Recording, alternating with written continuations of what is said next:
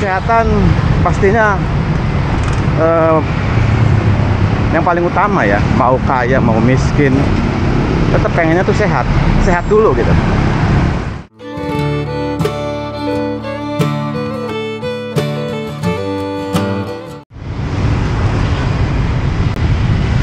Oke, selamat pagi, assalamualaikum warahmatullahi wabarakatuh. Jumpa lagi dengan saya teman-teman, Murad Maulana. Teman-teman, bagaimana sih tips agar tetap konsisten untuk jalan kaki ya? Oke, ini berdasarkan pengalaman pribadi aja ya teman-teman. Mungkin teman-teman juga yang biasa jalan kaki punya tips lain, bisa menambahkan ya nanti ya. Jadi kalau masalah jalan kaki agar konsisten itu, menurut saya teman-teman ya, yang pertama pikirkan kesehatan. Maksudnya gimana? Jadi teman-teman, kesehatan itu kan sebagai bentuk investasi ya, bukan hanya sekarang tapi nanti ke depan gitu. Mungkin di hari tua kalau dikasih umur panjang, harapannya kan biar kita sehat, nggak mau sakit-sakitan, nggak ngerepotin orang, nggak ngeluarin biaya ya, agar tetap sehat gitu. Nah, kalau kita mikirnya kesehatan itu sebagai investasi, salah satu cara yang mudah dilakukan ya rajin jalan kaki. Nah, pikirkan kesehatan dulu gitu. Saya pengen sehat, apa yang paling mudah dilakukan ya jalan kaki.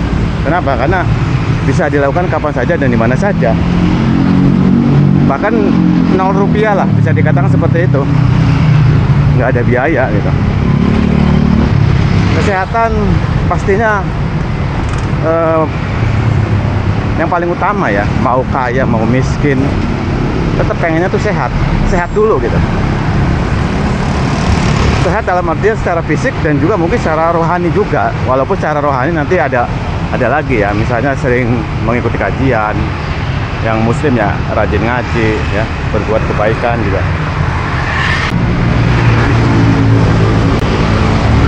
Ya, jalan kaki itu terkait misalnya secara fisik ya. Sekali lagi saya bilang ini secara fisik. Nanti kalau secara rohani ya beda lagi ya. Ini fokusnya secara fisik. Itu yang pertama teman-teman. Terus apalagi? Yang kedua ya, agar tetap konsisten jalan kaki ya. Setelah kita pikirkan kesehatan ya, perbanyak pengetahuan terkait manfaat jalan kaki itu apa. Ini penting karena berkaitan erat dengan investasi kesehatan ya. Dengan mengetahui banyak manfaat jalan kaki, kita akan tergerak ya. Selain dari memperdalam pengetahuan terkait manfaat jalan kaki, diusahakan juga tentu saja apa dampak negatifnya ketika kita malas jalan kaki ya. Jadi misalnya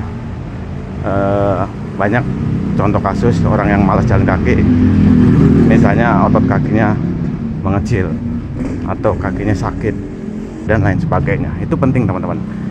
Oleh karenanya selain dari manfaat juga tentu dampak negatifnya. Dengan mengetahui itu, paling enggak ya itu akan termotivasi dan juga akan tergerak.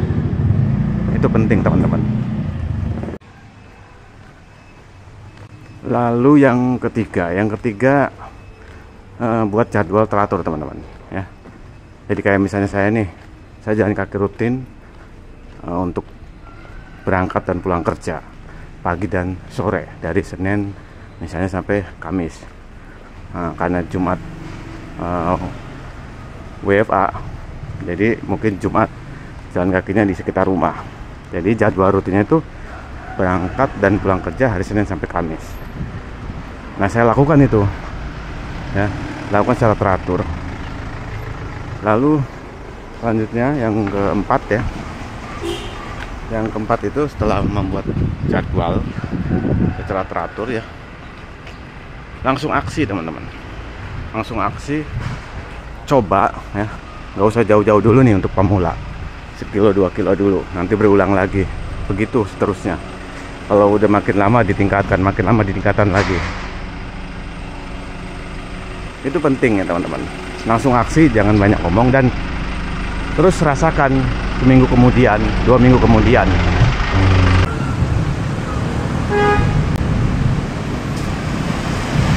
Langsung aksi, langsung praktek di lapangan ya. Lalu rasakan manfaatnya. Misalnya nih, seminggu dulu ya, minggu dulu taruhlah teman-teman menentukan waktunya hanya setiap sore ya. Setelah itu rasakan setelah seminggu kemudian. Insya Allah ada akan lain lah ya. Banyak yang mengira kalau jalan kaki itu bikin capek, pegel, nanti malah justru turun produktivitasnya. Padahal enggak teman-teman. Saya dan teman-teman saya nih pagi sama sore berangkat kerja, disangkanya produktivitas kerja menurun gitu. Justru sebaliknya, makin semangat, nggak ngantukan. Jadi akan lain lah intinya itu. Selanjutnya apa lagi? Selanjutnya ya, gabung dengan komunitas jalan kaki atau komunitas jaki. Ya di sekitar lah, bisa di tempat kerja, bisa juga di mungkin di desanya atau di kotanya atau mungkin di wilayahnya lah pokoknya ya. Gabung. Karena kenapa harus gabung? Karena ketika kita gabung dengan komunitas jaki ya, di situ kita akan saling bertukar informasi, saling semangat, saling memotivasi ya. Karena melakukan suatu kesenangan yang sama, tujuan yang sama, visi yang sama. Jadi makin akan semangat dan konsisten nantinya. Ini penting teman-teman, gabung komunitas jaki itu.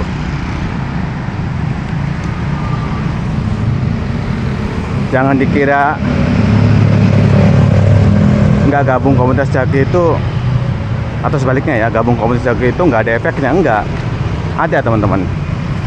Dan alhamdulillah di tempat kerja saya ya ada komunitas jaki ya, kecil-kecilan.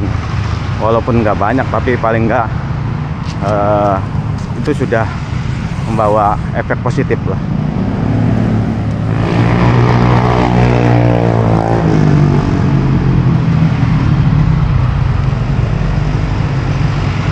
Selanjutnya apa lagi? Nah, setelah gabung komunitas jaki, teman-teman coba lakukan evaluasi ya. Ini penting.